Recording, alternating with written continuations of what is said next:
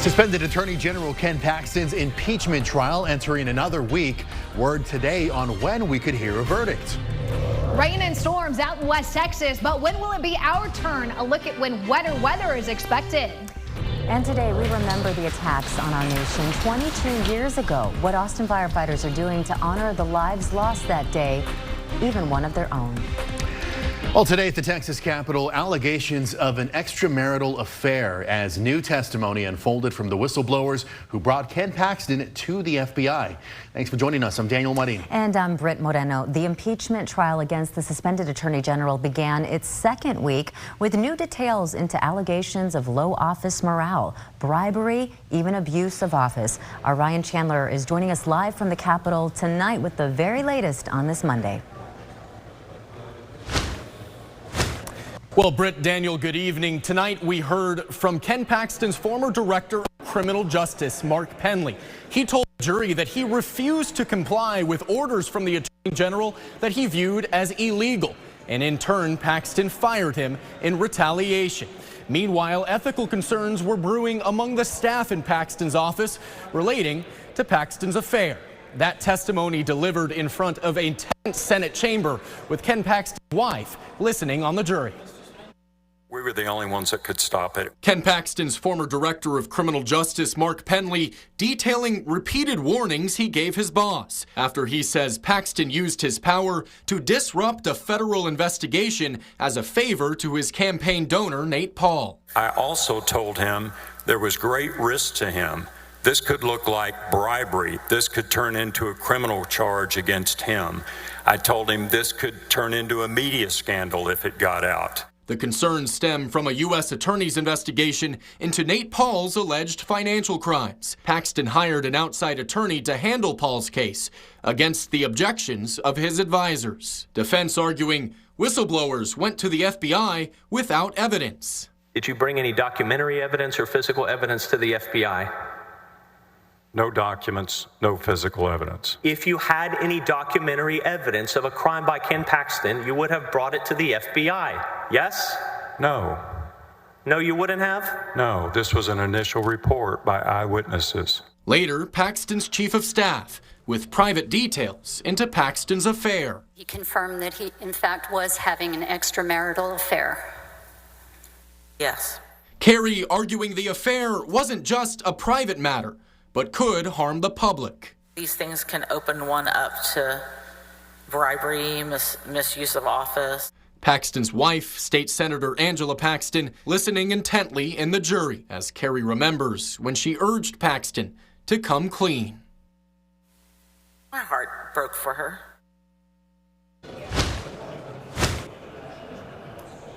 And we are expecting a verdict in this case as soon as this week. Lieutenant Governor Dan Patrick said this morning he expects the deliberations and the testimony to last until about Thursday, at which point senators will have as much time as they need to come to a decision, and they will be working here at the Capitol until they reach one. Britt, Daniel. All right. Thank you very much, Ryan. And don't forget, we are live streaming this trial in its entirety every day. Just click on KXAN Live under the tab labeled Watch on KXAN.com.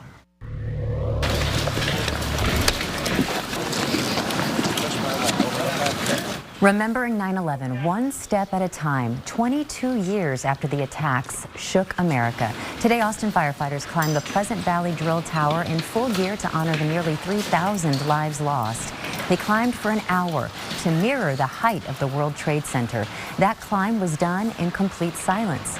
It's the nation's first and longest running event of its kind for 9/11, but there is one difference this year. Austin Fire renamed this year's event the Travis Marr 9/11 Memorial Stair Climb to honor Battalion Chief Travis Marr. He was a 23-year AFD veteran who served at Ground Zero immediately following those attacks. Marr died in December from stomach cancer linked to his time in New York. Brian Hester, Command Sergeant Major at Army Futures Command, spoke to the climbers today. He says this climb is more than just reflection. It means to be committed. The young men and women that are in our first responders, in our military, they're committed. They're committed to something more important than themselves. They're committed to service, So that's what it really means. Austin Fire says the goal moving forward is education because a lot of the crew was very young or weren't even born yet when these attacks happened. And now here in the Weather Center, we have the lady who normally brings us the sunshine in the morning, and she's here tonight with us. Everybody say hi to Kristen. Good morning. Yeah, for those who maybe sleep in, I am the one waking up when the wildlife is up, and it's just us coming to work in the morning. But I'm excited to be spending a little time on the evening as well. David takes some much-deserved time off. So let me show you what I got for you, because we are going to start with a live look outside. River City Grill, Highland Furniture, weather camera. They're showing a little bit of cloud cover out in Marble Falls, but hey, we won't argue with clouds, right? Keeping us just a touch cooler in some spots. Got a little bit of rain out in San Saba County earlier this morning, but outside that, our temperatures still a little roasty, right? We're still sitting in the 90s. Technically speaking, about 2 to 5 degrees cooler than where we were yesterday afternoon at this time, or yesterday evening. Temperatures will continue to fall slowly, but they'll eventually get to normal later in the week. As we get into this evening, you see temperatures dropping to the 80s. There's a 10 to 20% chance of some storms, mainly in the hill country. Not widespread, not something I think Austin's going to be able to cash in on, but we'll be watching these storms closely for those out west. It should help with your fire danger too. You see here, we're still talking a very high fire danger in the northwest and along and east of I-35. Wildfire danger will stay high until we get a good soaking rain, which potentially could come as early as Thursday. But in the meantime, with this, as that wildfire risk remains high throughout central Texas, the Austin Fire Department's Wildfire Division, they continue to improve and update to help you prepare. The Wildfire Hub has a new simplified website called atxwildfirehub.com, where you can find the current wildfire risk for your neighborhood, directions on how to prepare for an evacuation, measures you can take to prevent wildfire spread, and more. Now, it is important to remember that this website is not the source for emergency notifications and alerts, but you can find where to sign up on those alerts on the county's website. Thank you, Kristen. Medics in Austin could soon see bigger paychecks. The Austin-Travis County EMS Union has voted to approve a new labor agreement with the city. Up next, Austin City Council will vote on the agreement coming up on Thursday. The bargaining team for the union agreed to a deal with the city of Austin on a 4-year contract, according to the union president. It includes a 4% raise overall to start and an entry-level pay rate of $24.24. KXAN's Grace Reeder will have reaction on this coming up on KXAN News at 6. The clock is ticking to find more victims after an earthquake rocked Morocco. What's being done to keep the death toll from climbing? And new COVID boosters are heading our way ahead of the season of sicknesses. But what's different about these shots? And 22 years ago, America's history changed forever. How the rest of the nation is remembering 9/11 and honoring the lives lost.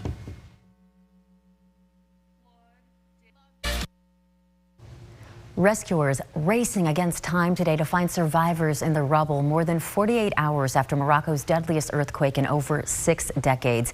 Nearly 2,500 people have been killed. The worst of the devastation is in remote villages in the high Atlas Mountains, where adobe homes just couldn't withstand the force of that 6.8 magnitude quake. The United Nations estimates 300,000 people across the region have been affected. Many have slept outside for a third consecutive night. No Americans have been reported or killed, and the State Department describes the number of injured U.S. citizens as small. There's reportedly some progress towards a new contract with the United Auto Workers Union. This, of course, could all affect new car prices. The Associated Press reports the company that makes Chrysler, Dodge, and other brands told employees in an email that the union countered its economic proposal. It also says the two sides have already agreed to health and safety provisions and other areas for a new deal, but no new details have been revealed. The union has threatened a work stoppage unless the tentative contracts are in place by 11:59 Thursday night.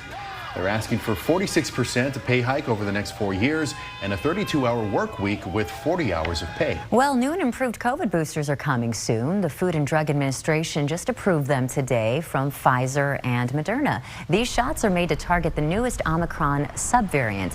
An American Medical Association report says this variant is the product of a mix of mutations that really makes it easier to spread, and that includes people who have been previously infected or vaccinated. That means there are higher chances chances for reinfection or even breakthrough infections. The vaccines are expected to be available later this week after the CDC greenlights the approval. The FDA says anyone age 5 and older can get that booster, regardless of whether they were previously vaccinated. Now, those who have been vaccinated should wait at least 2 months before getting the updated booster. Health officials hope that the boosters can blunt a possible spike in fall and winter illnesses. And before we enter cold season, do you know if your cold medicine actually works? If you pick up a bottle of your cold medication, you'll likely see phenylephrine on the label. That's a common ingredient in many over-the-counter cold and allergy medications. But the FDA is looking into whether the oral formulation of that drug is actually effective. Ahead on NBC Nightly News, Ann Thompson spoke with a doctor who says it could actually make you feel worse and talks about what could happen if the FDA rules the medicine ineffective. Well, lake levels here in Central Texas, not great, right? That's what a good 8 to 12 inches of a rain deficit will do for us. But some improvement on the way. Several rounds of possible showers and storms between now and this weekend. We'll break down when those showers are expected to be here coming up. Today, America remembers one of the worst days in our history, the September 11th attacks 22 years ago. Hijackers killed nearly 3,000 Americans in New York City, the Pentagon, and Shanksville, Pennsylvania. And we will never forget. Survivors and families of victims are gathering all across the country to honor loved ones as the nation's dignitaries offer words of comfort. Here's NBC's Alice Barr.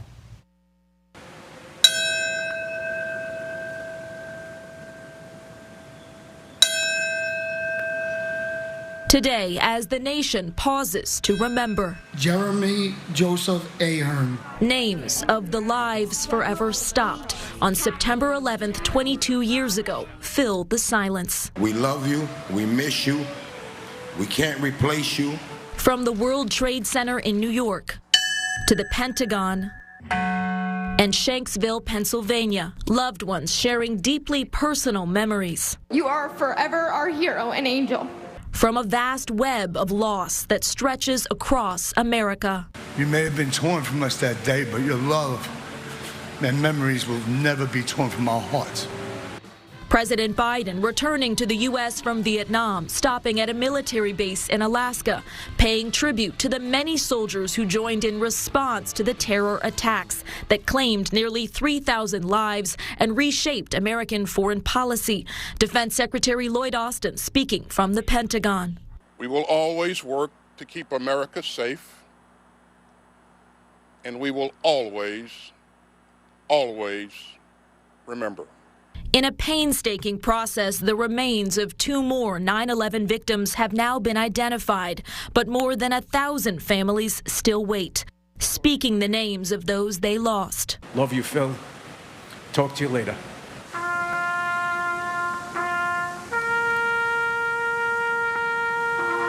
To ensure they never fade away. In Washington, Alice Barr, NBC News.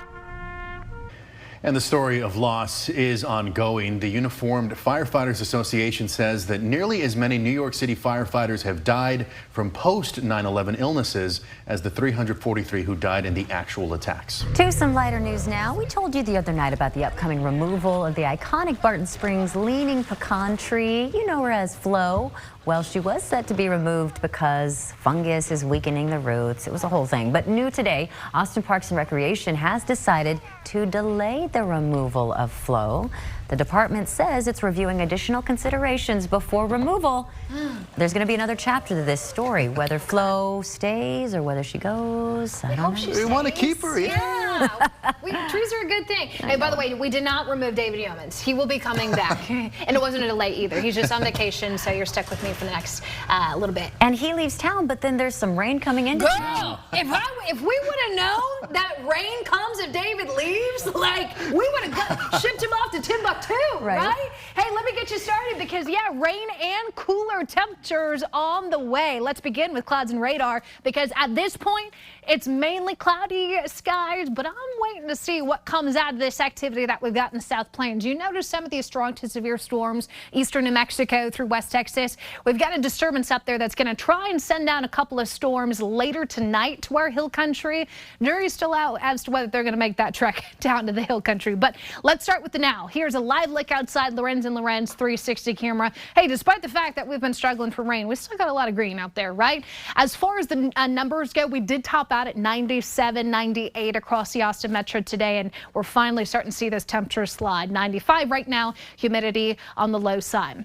The rain changes I'm talking about. I think at this point it's going to be a hill country event, but not until late. So we're talking some isolated to spotty showers and storms. If they last, if they survive long enough to make it into the hill country, they could have some gusty winds, but I'm not expecting widespread rain. I'm really not expecting a whole lot. I've dropped rain chances to about 10 to 20%. I think it's going to get tough to get that rain all the way into the I-35 corridor. So we'll go mostly dry overnight for Austin, but tomorrow morning, maybe one or two spot showers left over. Most of the day is going to be dry tomorrow, but we'll include another 10 to 20% chance of some late day storms for your Tuesday.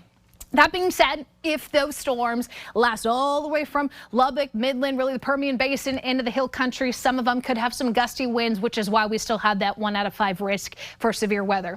2 out of 5 as you get into the big country, West Texas. This is where we'll probably be seeing some hailers tonight. So if you've got friends and family in the Northwest, give them a heads up. They have actually upped the risk of severe weather out in portions of the Permian Basin and the Lubbock area overnight. So what do we got tomorrow here at home? 96 degrees with a mix of sun and clouds and a 20% chance of some isolated storms. The humidity is going to be on the rise. It does get a little sticky, but we're going to be using this moisture for good with 1, a cold front, and 2, several different disturbances coming together to actually give us daily rain chances. So as we get into tomorrow, like I said, a couple spotty storms. Same thing for Wednesday. Wednesday will be spotty in coverage. Thursday into Friday, as this little floundering cold front to our north finally gets pushed all the way to the south, that will be our best chance of rain. Thursday into Friday, and then eventually we'll lose that front. When it comes to potential amounts, Northwest Hill Country, you'll be favored for the best looking rainfall totals, 1 to 2 inches. However, I do expect the love to get spread out a little bit. 1/2 inch to 1.5 inches is not that bad, especially for the later part of summer, early start of fall. That's a good looking rainfall potential we've got headed our way. But the majority of that doesn't come in until the back end of the 7-day. So putting it together for you, 96 today, or excuse me, 96 tomorrow with that 20% chance of an isolated storm. I think this icon kind of makes it look scarier than what it's going to be. Most of tomorrow's dry, just some late day storms, hence the 20%. Then we build the rain chances leading up to that front pushing through 40 to 50% Thursday, Friday, Saturday, and then look at the temperature drop. Lower 90s this weekend here in Austin. We'll likely have 80s as high temperatures out in the hill country. Your overnight lows get a little cooler too, waking up to upper 60s and low 70s this weekend into next week. Well, police are into their second week of searching for a murderer who escaped prison in Pennsylvania. Why police are changing their approach to capture him as the killer changes his appearance. An update now, the convicted killer on the run in Pennsylvania has changed his appearance, and law enforcement says they're now changing tactics to find him. As NBC's Marissa Parra reports, investigators say Danilo Cavalcante was spotted on someone's doorbell camera asking for help, clean-shaven and wearing different clothes. Convicted murderer Danilo Cavalcante still on the run. However, we do believe, according to authorities, he's still in Pennsylvania, but they don't know where he is. They're putting everything they have into this, they say. They said that they're changing their tactics, though. Rather than doing the perimeter, you may remember on Saturday they had about a 4-mile radius perimeter. They believed they were narrowing in on him, but he was able to make his escape from those botanical gardens, steal a dairy farm van, and then make his way about 40 minutes northeast of where they were searching. Now he's, again, as we mentioned, still on the run, but they said that they have increased police presence in East Nanfield Township, northern Chester County. That's about just a few miles radius of where that van was found abandoned and dumped. We're learning some new details, but police have said ultimately their last confirmed sighting was over the weekend. They are still looking for him, asking anyone who lives in the area to lock their homes, lock their cars, but they believe he is desperate, seeking any opportunity he can get to take what he needs, even if it means taking it by force. So please be vigilant, stay careful, send in your tips to police. And of course, police have asked anyone who knows anything not only not to help him, but of course to report anything they know. That reward money now up to $25,000. And we want to take you live to the Moody Center tonight. Traffic is expected to be very heavy later on in the area because Drake is in town. The Grammy winner is performing 2 nights in a row at the Moody Center with fellow rapper 21 Savage. People started lining up for general admission at 2 this afternoon. Doors open at 7 and the show starts at 8. Daniel, are you going to try to sneak in somehow? If only we didn't have a newscast tonight. Our name isn't on the list anyway. Yeah, that's true. All right. Well, here's what's ahead tonight on KXAN. It's American Ninja Warrior at 7 o'clock, followed by The Weakest Link at 9 before KXAN News at 10.